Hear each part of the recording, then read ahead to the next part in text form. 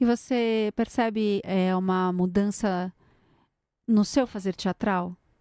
Porque Muito, muito, é diferente muito, ser o único ator preto, o primeiro ator preto, muito, o único ator preto que está muito, lá porque é muito, excepcional e muito. agora está trabalhando numa companhia só de pessoas Muito, isso pretas. mudou muito e isso é uma coisa muito maravilhosa, Camila, porque assim, eu até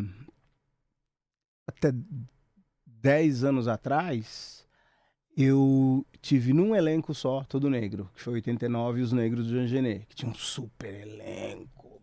Nossa Senhora, tinha o Norton Nascimento, Cida Moreno, Acaiabe Gésio, Lisete Negreiros, Deusa, Pompeia, Pompeu, a Dirce, que tinha acabado de sair do Antunes, fazendo Ticadacia. Era um elenco, eu tava tocando, porque eu não entendia direito aquela peça. Jean Genet já é difícil, o diretor era meio pirado. Aí queriam me dar um papel, eu falei assim, eles não tinham pianista negro, não achavam pianista negro. Aí eu já sabia que eu tocava piano. Minha madrinha me deu um monte de condição, que infelizmente uma parte dos negros não tinha, né? Nos anos 70, anos 80. Ter aula de francês, tocar piano, tal. E não tô falando nada em relação a, né? Não é mérito, né? É possibilidade mesmo que eu tive. Aí eu falei, quero ficar só tocando. Então, quer dizer, eu fiquei de 78 até 2016, tive um elenco negro. Nesses 10 anos, eu estive em 3 elencos exclusivamente negros. Eu tive no Cartola, que ganhamos vários prêmios. Estive na Bertoleza e agora no Dream Girls, o ano passado. Eu dirigi 4 projetos com um elenco negro, entendeu? Dirigi o Preto e a Cor do Céu, dirigi o Quilombo Memória, o Zuri, agora acabei de dirigir o Negras Letras de Oswaldo de Camargo. E fiz preparação de elenco de vários elencos negros também. Então, olha a diferença, né? Em 10 anos, 9, 10 produções que eu estive diretamente ligado, ou atuando ou dirigindo, e nos outros 30 anos, uma. Né? Então é uma diferença absurda. E isso é uma coisa que tem também, não só em relação a nós negros, em relação às mulheres, em relação aos LGBTQIA+, né? Quer dizer, você tem peças com pessoas... Eu acho que quem é LGBT não tem ainda tanto espaço quanto deveria ter. Né? Eu assisti o Brenda Lee, por exemplo, que é um espetáculo só com pessoas trans e que ganhou milhões de prêmios. Aí, de repente você tem... Hoje no elenco você tem uma trans, né? Que acho que é legal Existe que tenha mais. Existe um senso da cultura, né? Que já foi feito e também isso também atinge as mulheres, porque as mulheres em geral elas trabalham como atrizes e muito como produtoras e como figurinistas, mas elas em geral não estão na posição de encabeçar o projeto, sim, que é a função da direção. Sim. Acho que nos últimos anos as, sim, mulheres têm começado a assumir mais essa função de direção. Mas a gente vem de um histórico onde a gente estava sempre a serviço de homens brancos, né? E isso no cinema também, isso nas empresas também. Diretoras, né? A diretora do Manas acabou de ganhar um prêmio e falou, olha só que incrível que eu estou ganhando esse prêmio e que sintomático que eu sou a única diretora mulher. E isso, na verdade, é reflexo da sociedade, porque se você for pegar as empresas, quem está em cargo de presidência, quem comandou sempre a sociedade, sempre foram homens brancos cis. Né? Se você não é homem, não é branco, não é cis, você não mandava na sociedade por mais maioria que você seja. Né? Então, se você é mulher, se você é negro e se você é LGBTQIA+, você não manda na sociedade. E são justamente esses grupos que continuam até hoje sendo exterminados. As mulheres continuam sendo mortas, as baciadas por hora. Nós negros também, e os LGBTQIA+ também. Só que isso é de uma forma tão aceita... É tão absorvida pela sociedade que isso é o normal, distribui quem mata. Quem mata as mulheres são os seus companheiros. Né? Quem mata nós negros é a polícia. E quem mata os LGBTQIA+ é a sociedade. E o menino que alugava um quarto lá em casa, mataram, acharam ele morto na rua, sei lá por quem. Eu não vou com cara de homossexual, vou lá e mato o cara. É assim. E quem mata... A polícia não persegue LGBTQIA+ e mulher. Quem mata a mulher é seu companheiro. A gente tá junto... se eu sair com outra pessoa, você tem que entender. Se você sair com outro cara, eu vou lá e te mato. Quer dizer, é assim que tá. E é isso, né? É um desespero.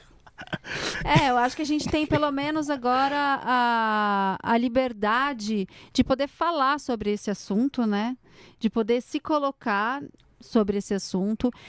Eu acho que teve uma questão de política pública também. Muito.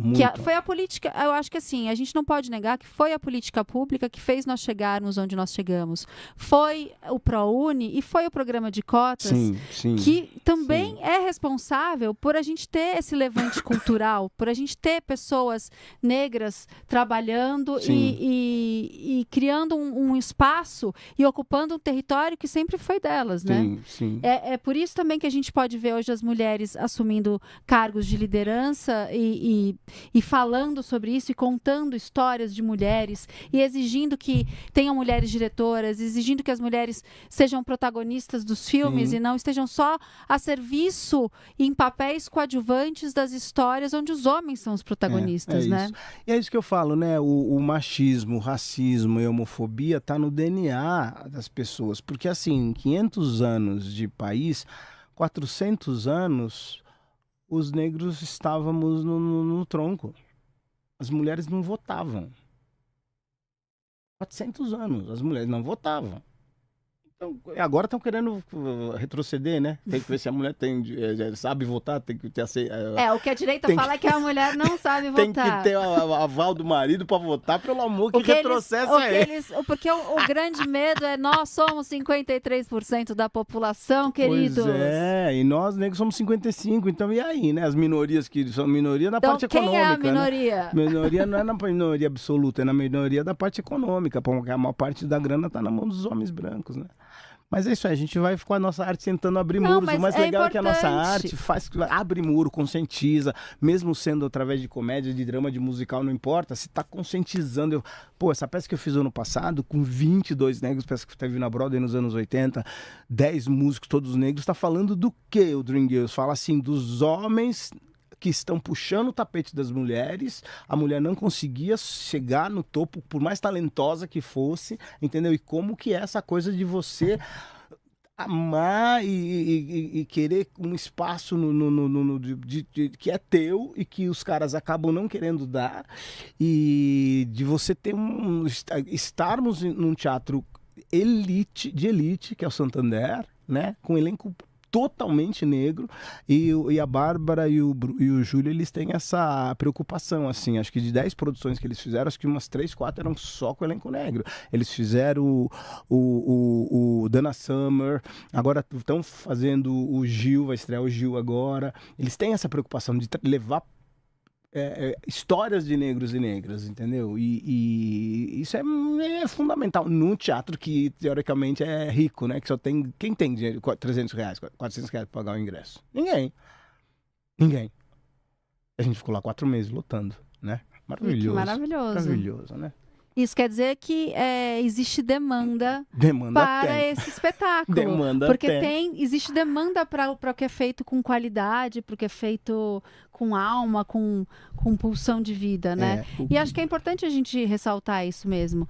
A transformação no mundo, a gente fala do nosso pequeno microcosmo, que é a cultura, que é um microcosmo que fala para todo o universo, ela foi muito grande nos últimos anos. E isso não teria acontecido se não tivessem políticas públicas que tivessem fomentado esse acontecimento. E não só políticas públicas em relação à cultura, mas políticas em relação à educação, em relação ao acesso às necessidades da população.